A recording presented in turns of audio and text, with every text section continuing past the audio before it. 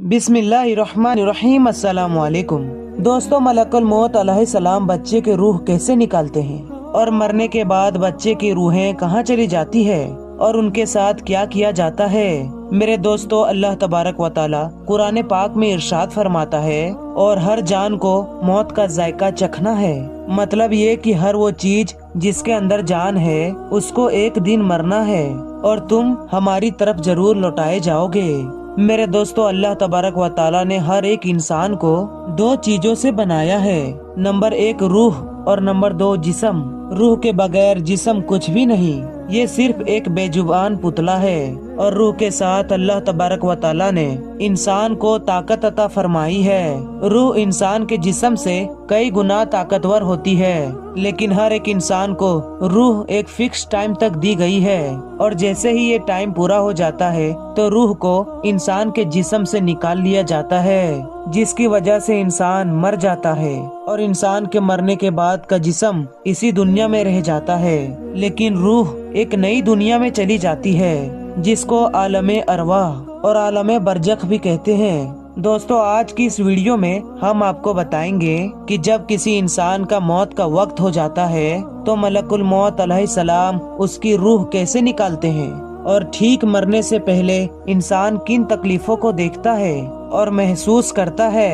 और रूह इंसानी जिस्म से हर हिस्से से कैसे निकलती है, और मलकुल मौत अलैहिस्सलाम बच्चों की रूह कैसे निकालते हैं, और मरने के बाद बच्चे की रूहें कहाँ चली जाती है और उसके साथ क्या सुलूक किया जाता है, और मलकुल मौत अलैहिस्सलाम हर घर में रोजाना कितनी बार आते जाते रहते हैं। दोस्तों, इन सभी सवालों के जवाब कुरान और हदीस की रोशनी में आज की इस वीडियो में हम आपको बताएंगे। लेकिन दोस्तों, आपसे रिक्वेस्ट करते हैं कि हमारी इस वीडियो को आखिर तक जरूर देखिएगा। तो दोस्तों, जब किसी इंसान का इस दुनिया को छोड़ने का वक्त आ जाता है तो वो इंसान मरने से कुछ दिन पहले अपने अंदर कुछ अलग तरह के बदलाव, चेंजेस देखने लगते हैं, और उसका दिल उदास उदास सा रहने लगता है। उसे ऐसा महसूस होता है कि जैसा उसका सब कुछ खत्म हो गया, और उस इंसान को किसी से बात करने का मन नहीं करता। ये सब इसलिए होता है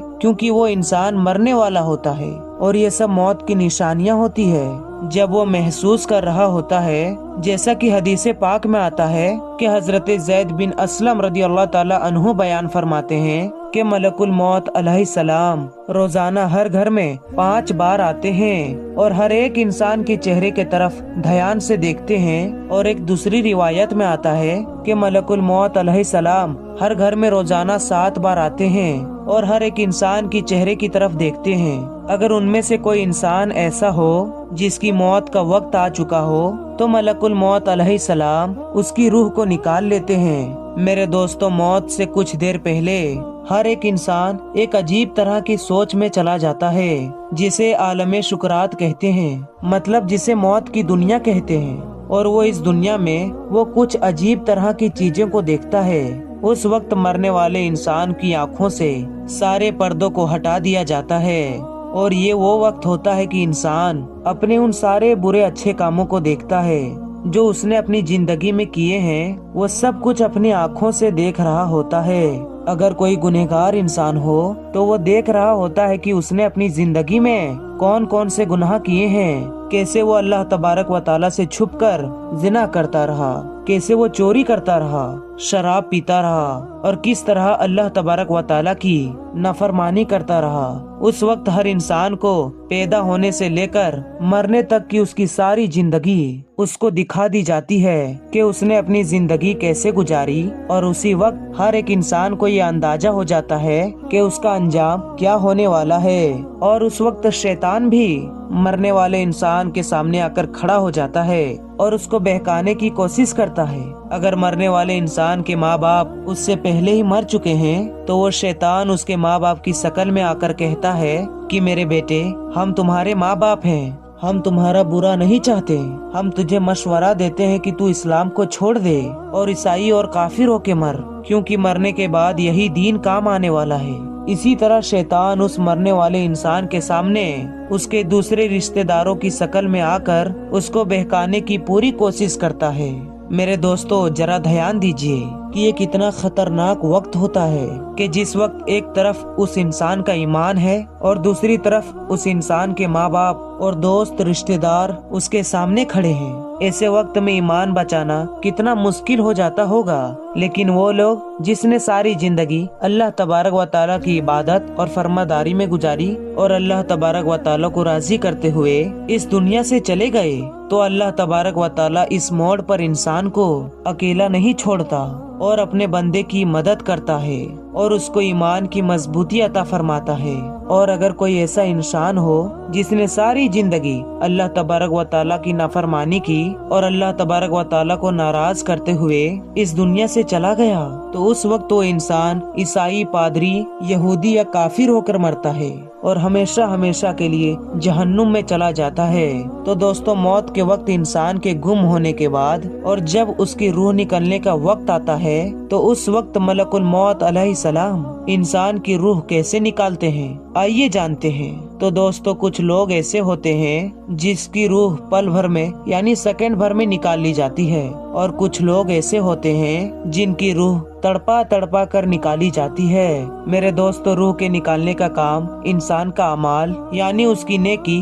और गुनाह के हिसाब से होता है। अगर कोई नेक इंसान होता है तो उसकी रूह आसानी से निकाल ली जाती है, और अगर कोई बुरा गुनहगार इंसान होता है तो उसकी रूह तड़पा तड़पा कर निकाली जाती है। जैसा कि हदीसे पाक में आता है कि एक दिन हजरत उमर रदी अल्लाह ताला अन्हु ने हजरत काफ बिन अहबा रदी अल्लाह ताला अन्हु से फरमाया कि आप हमें मौत के तकलीफों के बारे में बताएं। तो हजरत काफ बिन अहबा रदी अल्लाह ताला अन्हु फरमाने लगे कि ए अमीरुल मोमिनीन, मौत की तकलीफ ऐसी है जैसा कि एक टहनी हो और उस पर बहुत ज्यादा कांटे लगे हो, और उस कांटेदार टहनी को किसी इंसान के पेट में डाल दिया जाए और उस टहनी का हर एक कांटा जब इंसान के हर जगह में चुभ जाए, चिपक जाए, और फिर उसके बाद एक ताकतवर इंसान उस टहनी को झटके के साथ इंसान के पेट से बाहर निकाले, तो उस वक्त उस इंसान को जितनी तकलीफ हुई तो उससे कई ज्यादा तकलीफ मौत के वक्त होती है। दोस्तों, हुजूर पाक सल्लल्लाहु अलैहि वसल्लम ने इरशाद फरमाया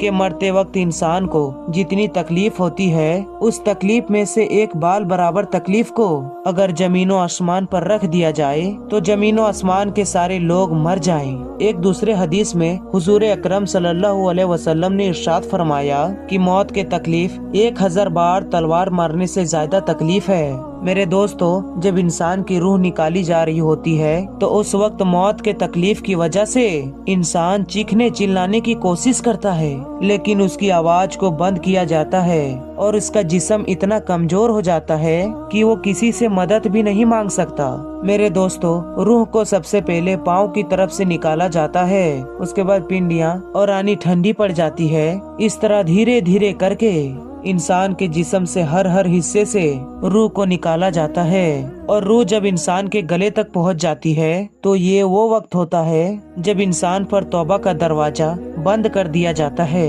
इसके बाद किसी भी इंसान का तौबा कबूल नहीं की जाती। इसके बाद मलकुल मौत अलैहिस्सलाम मुंह के तरफ से रूह को निकाल लेते हैं और इंसान का मुंह खुला का खुला रह जाता है और इंसान की आंखें खुली की खुली रह जाती है। मेरे दोस्तों, मौत एक ऐसा पुल है जिस पर से हर एक इंसान को गुजरना है, फिर चाहे वो बच्चा हो, बूढ़ा हो या जवान हो। तो मेरे दोस्तों, अब बात करते हैं कि बच्चों की मौत किस तरह से आती है और मलकुल मौत अलैहिस्सलाम बच्चों के साथ कैसा बर्ताव करते हैं और मरने के बाद बच्चों के साथ क्या किया जाता है। तो इसके बारे में रिवायत में आता है कि मौत के वक्त इंसान पर शक्ति या नरमी उसके अमाल की वजह से की जाती है, और बच्चे क्योंकि मासूम होते हैं और वो गुनाहों से पाक होते हैं, इसलिए मलकुल मौत अलैहिस्सलाम हर नाबालिग बच्चे की रूह को नरमी के साथ, आसानी के साथ निकालते हैं, क्योंकि बच्चों ने कोई गुनाह नहीं किया होता है और उस बच्चे पर शरीयत की तरफ से